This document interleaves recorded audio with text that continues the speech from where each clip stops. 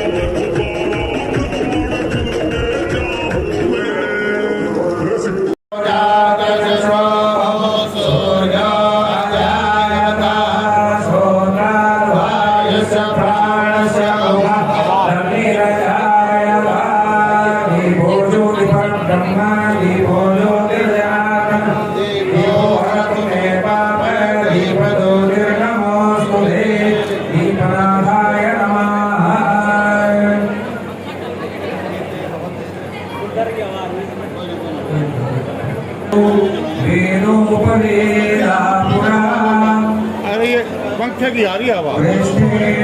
पूर्णम पूर्णतरम पांडोर कोदंड दंडो महान बर्हिष्ठो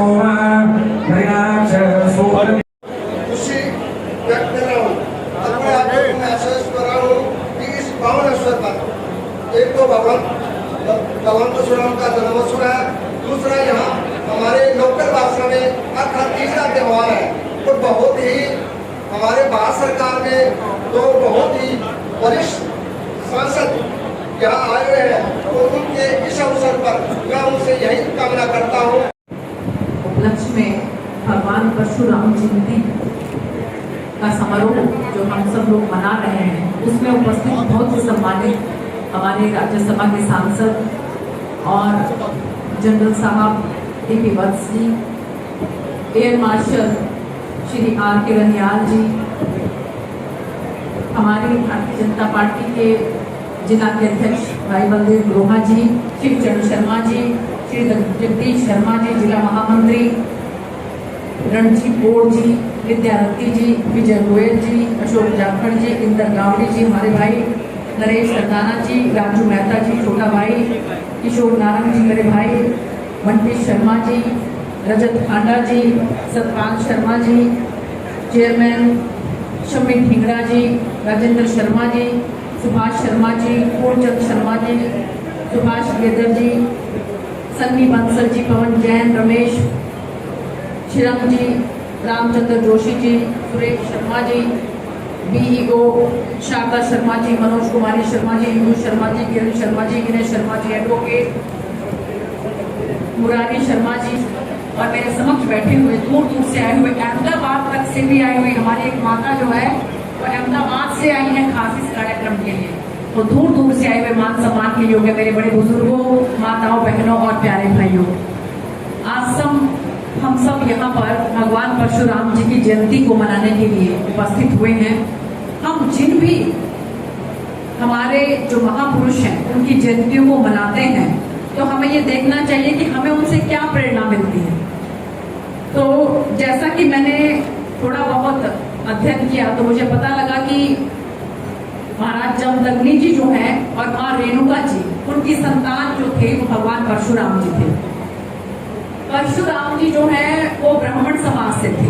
ब्राह्मण का मतलब होता है जिनके अंदर ब्रह्म का अणु होता है, लेकिन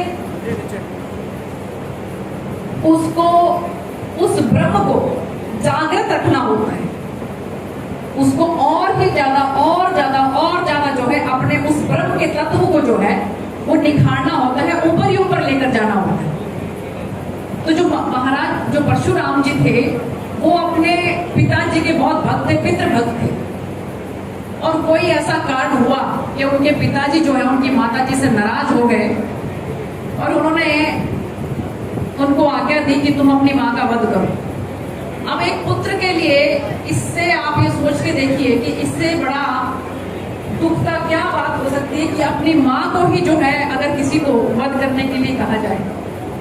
लेकिन पितृ भक्त जो है परशुराम जी, उन्होंने बहुत भरे मन से वो काम किया। जब जमदग्नि जी ने ये कहा कि तुम कमाल के पितृ भक्त हो, कि तुमने मेरे कहने पर ये भी कर दिया, तो फिर बताओ मैं तुम्हें अब क्या वरदान दूं। तो उन्होंने कहा कि मेरी माँ को तुरंत प्रभाव से आप जो है वो जीवित कर दीजिए, और भगवान जमदग्नि ने उनको तुरंत प्रभाव से जीवित कर दिया। तो जब जरूरत पड़ती है तो चाहे आप ब्राह्मण समाज से हैं, चाहे क्षत्रिय हैं, चाहे वैश्य हैं, चाहे शूद्र हैं, किसी भी समाज से क्यों नहीं, वैसे तो ये वर्ण व्यवस्था जो है वो आपके काम के आधार पर है कि जैसा आपकी भावनाएं होंगी, जैसे आपके विचार होंगे, वैसा ही आपका वर्ण होगा। सिर्फ पैदा होना जो है वो जरूरी नहीं है कि ठीक है भी आप अगर आप एक पंडित के घर में पैदा हो गए, लेकिन वैसे आप हर तरह के जितने भी दुनिया के अंदर जो गलत काम है वो करते हैं, तो आपको पंडित कहलाने का कोई अधिकार नहीं। इसीलिए मैंने कहा कि ब्राह्मण का मतलब होता है कि जिसके अंदर ब्रह्म का अणु हो, और उस ब्रह्म को हमें उस तत्व को जागृत रखना है। तो भगवान परशुराम जी से हमें यह सीख मिलती है कि वो ब्राह्मण होते हुए भी, पंडित होते हुए भी जब जरूरत पड़ी तो अन्याय के खिलाफ उन्होंने फरसा उठा लिया। उसी तरह का फरसा हमारे जनरल वत्स साहब ने भी उठाया हुआ है। आपने देखा होगा जनरल साहब है, वत्स है, पंडित जी महाराज है, लेकिन डॉक्टर हैं बहुत बड़े, लेकिन अगर सेना के अंदर जरूरत पड़े तो ये तोप चलाने भी पहुंच सकते हैं। तो ये बात है कि जब जरूरत हो, खासकर देश के लिए जरूरत है अगर, तो आप कोई भी काम क्यों नहीं कर रहे, हमें तुरंत प्रभाव से अपने देश के लिए जो है वो आगे खड़े होना चाहिए। ये प्रेरणा हमें भगवान परशुराम से मिलती है। फतेहाबाद की धरती तो वैसे ही बहुत पवित्र धरती है। अभी 2 दिन पहले भी मेरा यहाँ पर आना हुआ। सदानंद जी जो कृष्ण प्रणामी एक जो संस्था उन्होंने आश्रम बना रखा है, अपना घर आश्रम, जिसमें ऐसे ऐसे जो लोग हमारे प्रभु जी हम उनको बोलते हैं कि जिनको परिवार वाले बहुत ही अन्याय के साथ, अत्याचार के साथ छोड़ देते हैं, उनको वो लोग आप सोच के देखिए कि वो ऐसी ऐसी जगह पर कई बार मिलते हैं कि आप देख के भी आप जो है आप देख भी नहीं सकते, बल्कि मैं तो ये कहूंगी कि आप देख भी नहीं सकते, ऐसी ऐसी जगह पर वो मिलते हैं। और उनको वो वहां से ले जाकर उनका पूरा रूपांतरण कर देते हैं, ट्रांसफॉर्मेशन कर देते हैं। और उनमें से कई ऐसे हैं कि जो वापस जिनकी याददाश्त आ जाती है और वो अपने परिवार को याद करने लगते हैं, और परिवार वाले भी कई बार तो उनको बुला लेते हैं, और कई बार परिवार वाले जो हैं वो मना कर देते हैं कि नहीं वही रखो, हमारे पास मत भेजना ही। तो हम कैसे युग में जी रहे हैं कि अपने ही सगे संबंधियों को हम ऐसी हालात में पहुंचा देते हैं। उन लोगों के लिए वो अपना घर है, तो वहां पर मुझे जाने का सौभाग्य प्राप्त हुआ, और मैंने बल्कि अपना जन्मदिन 29 तारीख को जनरल साहब वहीं पर मनाया उनके साथ में। और एक वृद्ध आश्रम के लिए एक हॉल कमरा जो है उसका उद्घाटन भी मैं करके आई, जो मैंने अम्बी लैड से पैसा दिया था। अभी देखिए समय वो आ गया कि हमारे वृद्धों के लिए ऐसे आश्रम खोलने पड़ रहे हैं। हमारी संस्कृति ये नहीं है। अरे जो परशुराम अपने पिताजी की आज्ञा पर इतना बड़ा काम करने के लिए तैयार हो गया, हम अपने माँ बाप की सेवा नहीं कर सकते, अपने माँ बाप को अपने घर में नहीं रख सकते।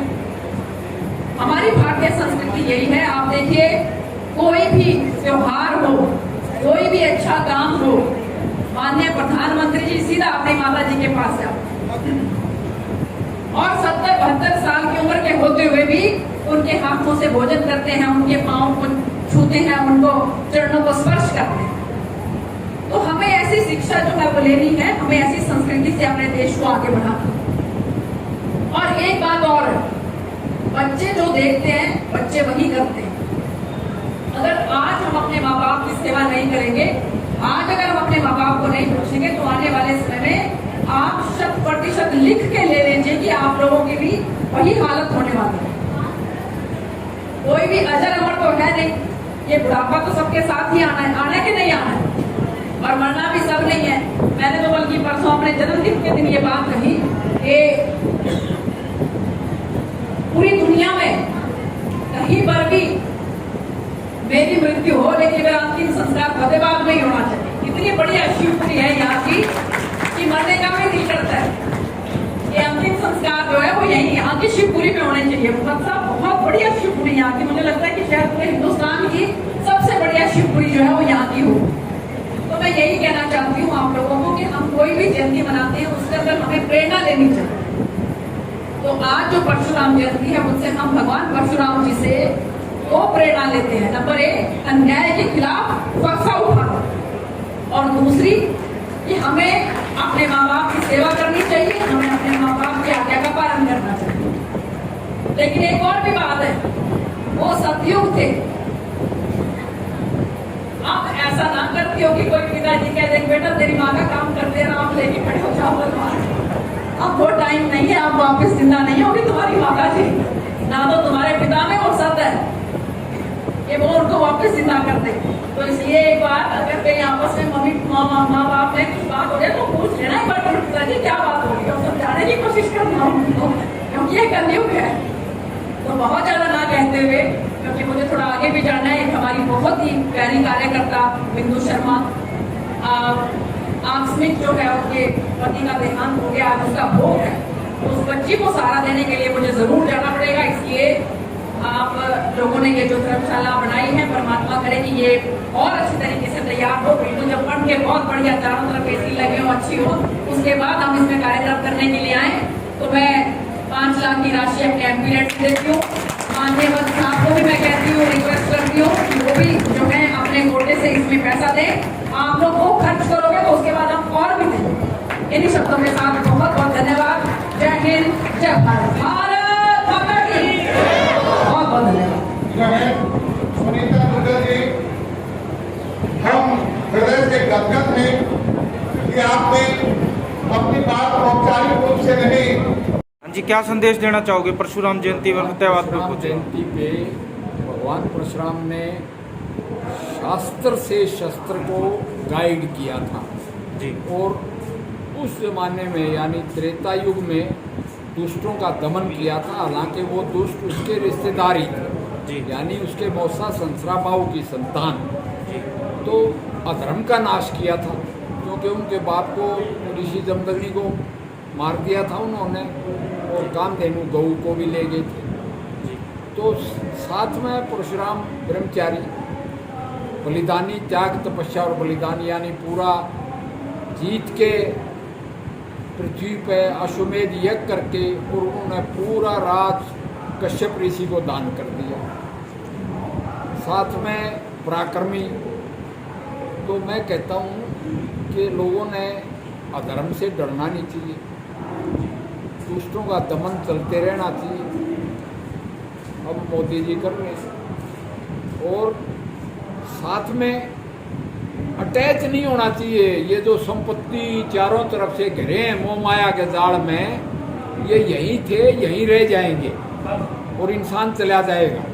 इसलिए दान करते रहना चाहिए कि संपत्ति का उपार्जन करो सुकर्म से और उसको भी दान कर दो, नहीं आप खुद नरक में हो जाओ। बस यही